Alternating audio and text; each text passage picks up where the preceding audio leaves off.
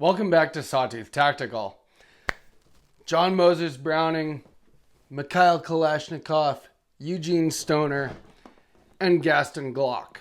What do they all have in common? Well, they all had an enormous impact on firearms development. Gaston Glock just died last week at the age of 94, and I just want to take a moment to talk about his legacy and maybe the future of the Glock brand now that, the guy that invented it, the guy that's ran the company for decades, is no longer with us. So if you're interested in that, make sure you're subscribed and let's go. So by now, I'm sure many of you have heard that Gaston Glock has passed away. He was 94 years old. And so he lived a very long life. And from what I can tell in doing research for this video, he basically ran the company and the direction of it up until the very end. In 1982, the same year that I was born, he came up with the Glock 17. Now, it wasn't the very first striker-fired pistol. It wasn't even the first polymer-framed pistol. But he was basically the first guy to put a polymer-framed, striker-fired, double-stack pistol all together in one package, and he marketed it the right way. He did it for the Austrian military, and it went up against like the Beretta 92, against other very well-proven pistols at the time, and it beat them all. Now, I'm sure it helped that the Austrian military wanted to run a firearm made in Austria, and Glock was from a small town near Vienna, Austria. So he did have an Austrian pistol, but they put, I believe it was 25,000 rounds through them, through each pistol, and the Glock came out as the superior one when it came to reliability. Besides that, it was cheaper to produce. Being that he was a master in injection molded plastic, the polymer frame of the Glock pistol and the fact that it had way less parts in it than other pistols of the time made it much easier to manufacture, and the Austrian army ordered 25,000 pistols right off the bat, and that was just the beginning, and his company went from there. At this point, Glocks are on the holsters of military and law enforcement all over the world, including right here in the United States. Apparently, over 65% of all federal, state, and local agencies in the United States use Glock. And like I said, it wasn't the very first, but the Glock 17 was the first to combine the features of the polymer frame, the double stack, the striker fired in a cost-effective package. And despite the fact that it took 17 rounds of 9mm, it was actually not called the Glock 17 because of that. Because then the Glock 19 would be 19 rounds and it's 15. It was his 17th patent.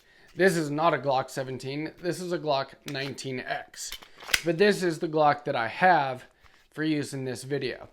Now, Gaston Glock, he lived a long life, and there were some controversies. At one point, there was a business associate that he suspected of embezzlement, and the associate actually hired a killer to assassinate him. And the guy beat him over the head with a rubber mallet a bunch of times, and Gaston Glock overpowered him and knocked out his assailant. And the business associate and the hired killer are both in prison because of that. I think that's pretty interesting. He became a billionaire because of the Glock pistol. And like I said, it is still to this day, decades later, one of the most popular pistols that you can get. I remember when I went to buy my first handgun, I didn't end up getting a Glock. I ended up getting a Ruger. I probably should have gotten a Glock. And that is what the gun store, the guys that worked there, told me. And I didn't know anything at the time. They said, get yourself a Glock 19. For some reason, I felt like I wanted to be different than everyone else. Now, of course, I have built myself a Glock 19 since then, and I probably should have got a Glock 19 then. I don't own that Ruger anymore, but if I'd gotten a Glock 19, I suspect that I would still own it today. Now, this is one of the very interesting things about Glock. Like I said, I built a Glock 19. Now, this is a factory Glock 19X. And one thing you can see on it, and I'm going to have a video about this on Tuesday, along with the light and laser on this one, is that every company makes accessories for Glock. Glock has basically become a platform at this point, not just a brand. It's kind of like the AR-15, where just like this one right here, I built this entire gun, picked out every single part, and there's a mil spec, and as long as the parts are all within spec, they will all go together from any brand that you want to use. Well, Glock has become that way as well.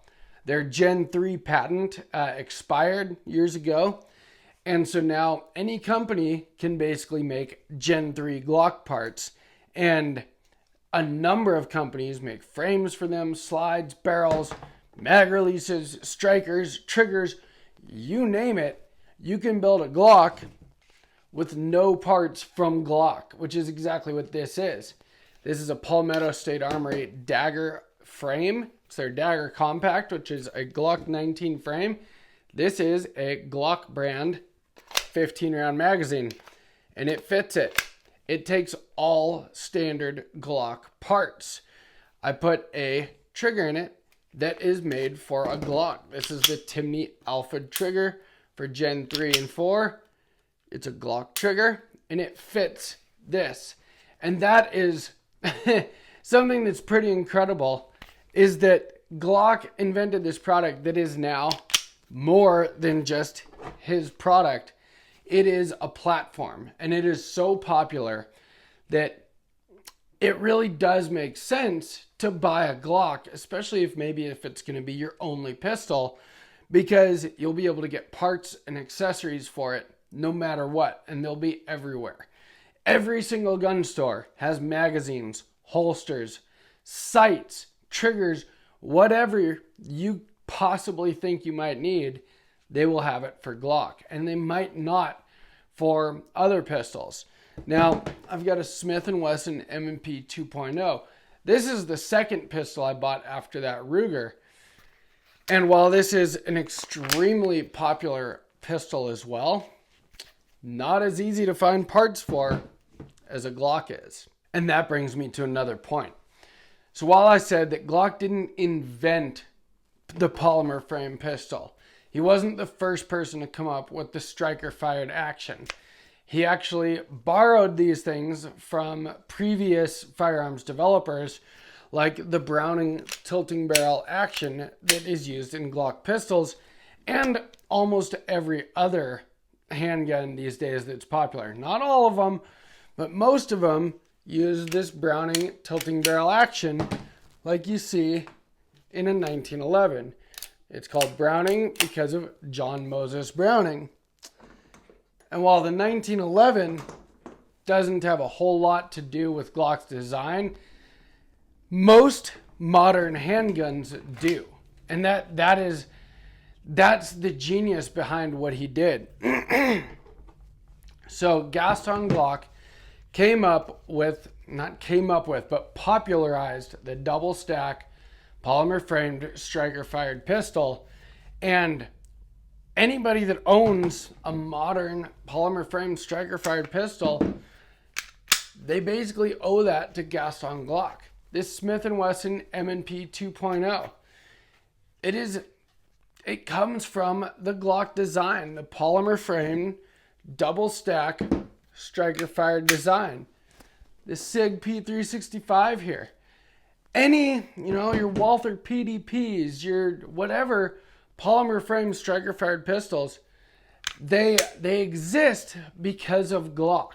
Because he came up with this idea that was cheap to produce, but extremely reliable. And once it became so popular, every other gun manufacturer had to come up with something similar. And they are the most popular pistols that exist these days, polymer framed striker fired guns. They're extremely reliable and they're relatively safe. You don't even need to have an external safety on a Glock. It does have a trigger safety, which is it's a drop safe design. Now the trigger in a Glock is not great. The sights are usually not great. So the whole Glock perfection thing, not necessarily something that I believe in, but I believe that it is a perfect platform for upgrading and customization. You could take a base Glock and make it something like this very easily with threaded barrels, better mag release, better trigger. You can add lights, lasers, optics, whatever you want. But the funny thing is that Glock has not changed much over the years. He came up with a design that worked, and there's been 5 generations of it. But if you look at the different generations, there's not much difference between them. Does it have finger grooves or does it not? You know, that's kind of the big difference that people have noticed. Now, there are some other things. Gen 3 parts, triggers, internals, and stuff will not fit Gen 5 stuff and vice versa, at least to an extent. But for the most part, the design has remained mostly unchanged. They did just come out with a performance trigger last year, and in my opinion, it should probably be offered in all Gen 5 pistols because the trigger is something that most people want to switch out on a Glock. This Glock trigger is heavy and squishy. The 19X at least comes with decent metal sights, but the standard OEM sights on most Glocks, even the Gen 5s, are not great. And so most people, they take a Glock and they upgrade it. They put things like better triggers in it. This trigger is a million times better than the stock Glock trigger. They upgrade the sights.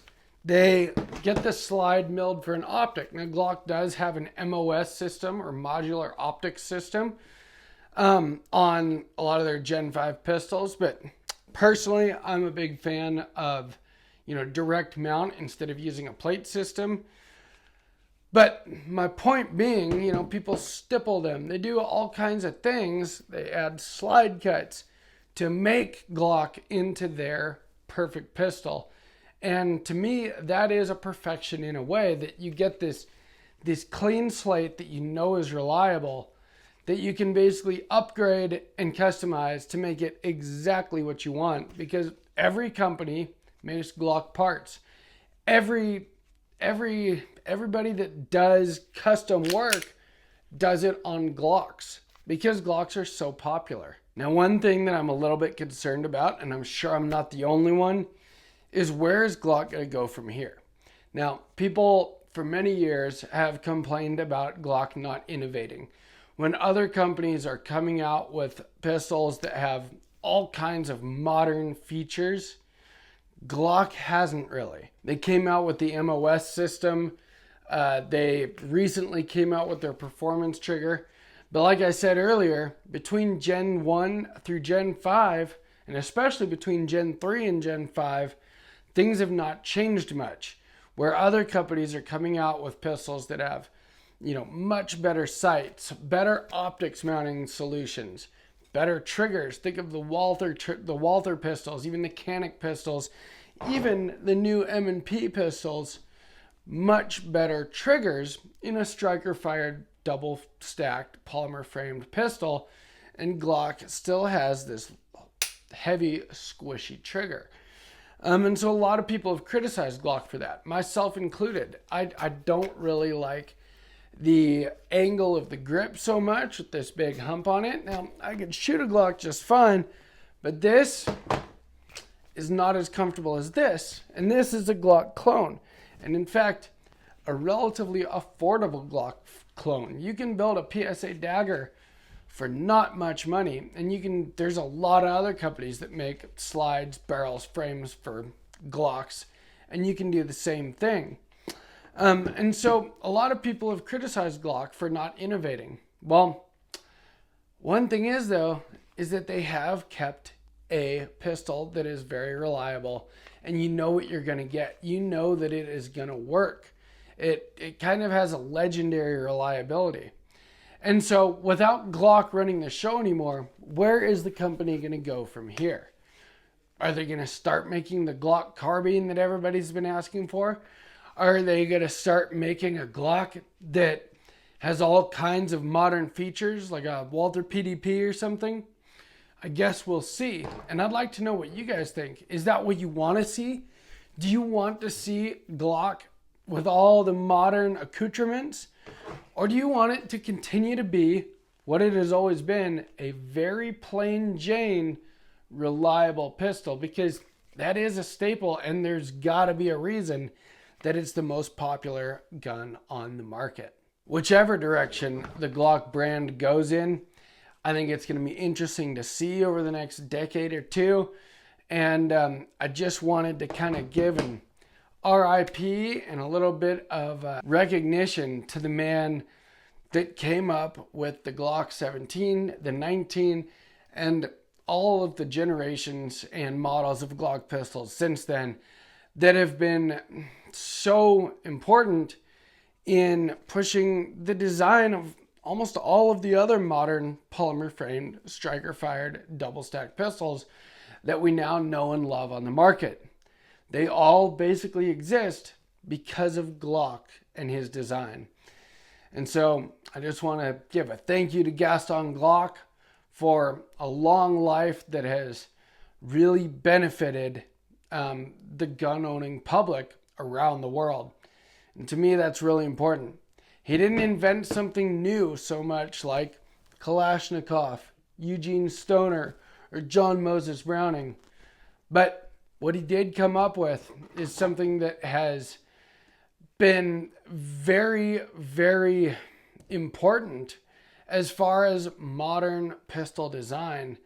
And if you own a polymer frame striker fired pistol, you kind of owe that design to Gaston Glock. I'm sorry about my voice today. I am getting over being sick. So if that's why I sound different than normal, that's why I sound different than normal. Let me know down in the comments if you own a Glock or what polymer striker fired gun you own and where you think the company should go from here. I love hearing from you guys and I answer every comment. Please give me a like if you enjoyed this video. And from Sawtooth Tactical, stay strapped or get clapped.